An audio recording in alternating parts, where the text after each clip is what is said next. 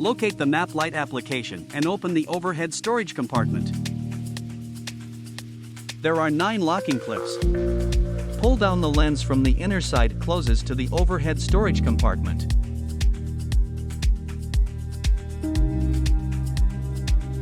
Remember to realign the locking clips upon reinstallation.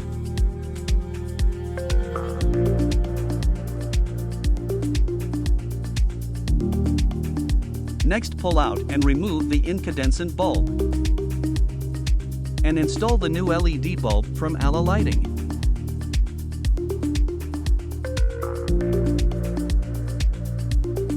Pull out and remove the other remaining incandescent map light bulb. And install the new LED bulb and tested both new LED bulbs.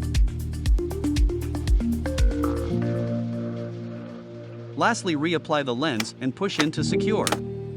Make sure all locking clips have snapped in. There is a noticeable difference between the incandescent light bulb and the new LED bulbs from Ala Lighting. 21 lux compared to the higher 110 lux of the new LED bulb is a huge upgrade.